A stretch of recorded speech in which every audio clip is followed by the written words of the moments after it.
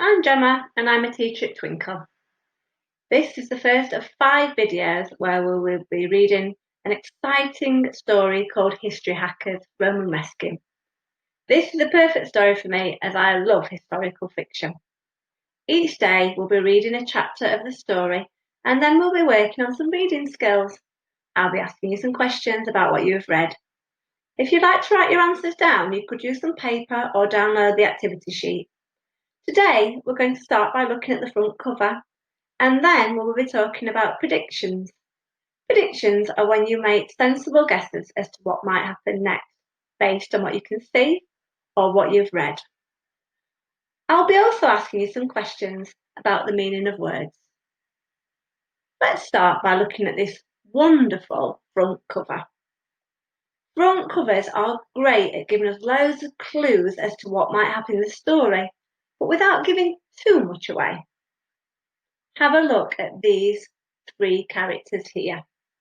Look at what they are wearing, what they are doing, and looking at their faces. I'm going to ask you to pause the video here and think about how you would describe these characters and how they might be feeling. So, what did you think? You might have put something like the Roman soldier has a really serious and stern look on his face, so maybe he's trying to scare the other characters. The girl and boy look very worried, and it looks like they might be trying to get away from the Roman soldier. Did you notice this just here? This is a broken pocket watch. I wonder why it's broken. If you could pause the video and think or write down about what you predict might happen in the story. Maybe you predicted that the pocket watch might be a clue that the children have travelled back to the Roman times, but because the watch is broken, maybe they are stuck there. Now, let's turn the page. Wow, look at that. There aren't many rooms in my house that look like that. You might recognise some of the objects that you can see in here. You might have seen some of them in history lessons. If you just take a minute to have a really good look at that page. Okay, we're going to start today by reading chapter 1.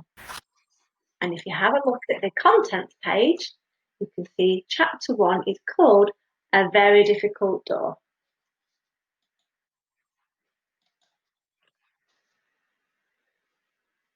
Chapter 1, A Very Difficult Door. Small fingers gripped Tilda Hacker's elbow from behind, squeezing until painful shivers shot up her shoulder. The 11-year-old stopped climbing the bare staircase with a sigh, glancing down at the nervous face behind her. Beneath the scruffy blonde haircut that might look more at home on a terrier, Charlie Hacker's blue eyes threw worried glances towards the narrow door looming at the top of the stairs. What if the attic is haunted? Don't be such a numpty. Tilda peeled her younger brother's slim fingers away from her arm and sent strands of sandy hair flying back across her shoulders with a flick. Why would Dad send us up to the attic if it was haunted? Because he doesn't believe in ghosts, the 10-year-old reminded her. And he's too busy to remember that I do. Tilda wrinkled her freckled nose as invisible specks of freshly disturbed dust threatened to make her sneeze. It's been years since anyone has climbed the narrow staircase. She still felt pleased that her mother and father had trusted her to explore the attic and hunt for anything valuable. Perhaps they saw her potential to become a proper antiques dealer, just like them. The Hackers had lived in the creaking rooms above their antique shop for almost 3 months now. According to letters that the postman still slipped through their door, the previous resident had been a man called Professor Howe. For reasons nobody knew, he'd left in a hurry over a year earlier, leaving behind all his possessions and stacks of unpaid bills. Since buying the house at an auction, the family had spent every spare hour decluttering their new house room by room. Now only the attic needed to be cleared. Tilda leaned her slender frame against an uneven wall. Don't you think we'd know by now if this house was haunted? Ghosts don't exactly send you a friend request, Tills. Charlie fired his old sister a look that seemed to challenge her IQ. Besides, everyone knows York is England's most haunted city. The thought seemed to send a shiver dancing through Charlie's body. Dad says there's a pub not far from us that once had an entire legion of Roman soldiers walk right through the cellar. They're probably up there now, plotting our best to scare us. Well, someone should tell them they needn't bother, Tilda said. You seem to be doing a pretty good job of that all by yourself. Tiring of Charlie's whimpering, she grabbed his wrist and restarted her ascent. Come on, I'll go in first and check it out. I mean, how scary can a group of dead men in skirts be anyway? The unpolished brass door handle bit like ice against Tilda's palm. It refused to move. Good, cheered Charlie. I'll tell Dad the lock is broken. He'll never fork out for the repair. Refusing to give up so easily, Tilda grabbed the handle with both hands and heaved against it a second time. Determination drove her to keep trying until beads of sweat were tickling her nose and her hand felt like it had caught a champion tennis player's hardest serve. Tilda nursed her hand and glared at the stubborn metalwork. This felt like stalemate. Told you it was broken, Charlie said triumphantly. The only way you'll ever get through is by kicking the door down. Tilda whirled around and snatched a handful of her brother's t-shirt. Charlie Hacker, you're a genius. Eh? Give me one of your trainers. What? No, they won't fit you. Right, I'm going to stop just there. And I'm going to ask you a few questions about the page we've just read. If you can have a look at line 5 and 6, just here. Refusing to give up so easily, Tilda grabbed the handle with both hands and heaved against it a second time. What does the word heaved tell us about what Tilda is doing? You could pause the video and think or write down your answer. Okay, you could have written something like, I think the word heave tells us that Tilda used all her might to try and turn the handle of the door. I can just imagine her straining and using all her effort to twist that handle. There's another word on this page that's a brilliant word. If I give you a clue, see if you can guess which word I'm talking about.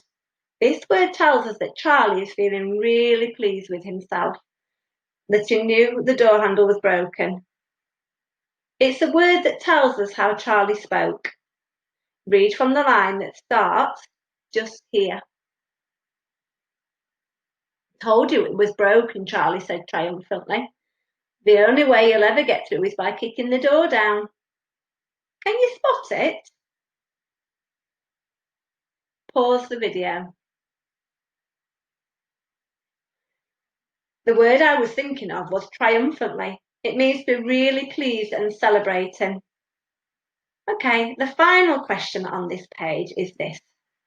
What do you predict Tilda is planning on doing with Charlie's trainer? Pause the video and have a think. Was your prediction right? We'll find out later on. This is my prediction. I think Tilda might use the trainer to hit the door with to save her from hurting her hands anymore. Right, let's continue reading to see if your prediction was right. I'm not going to wear it, silly. I'm going to use it to get through the door. Too impatient to wait, Tilda crouched and grasped hold of her brother's right shoe. Hey, get off! You can have it back in a minute. I just need something tough enough to tackle this handle. It's made of rubber and foam, bleated Charlie. You're going to murder my trainer. These things are designed to run up mountains. I'm sure it can take a couple of thumps and wallops. You'll be getting the thumps and wallops if you ruin that thing. Do you know how much these cost? Showing how little she cared, Tilda slammed the shoe against the door handle with all her strength she could muster. The rubber sole hit its mark with a determined thud, then bounced away faster than a ricocheting bullet, throwing Tilda against the solid stone wall. That thing's not going to move, Tills, Charlie insisted. You're wasting your time. I'm not letting a door handle get the better of me. Crouching like a resolute brawler, Tilda moved back towards the door. When the shoe struck the handle a second time, she cleverly used the rubber sole's recoil as fuel for a third and fourth strike. Each blow grew more and more forceful until it moved, she gasped. It's working. Try telling my poor trainer that.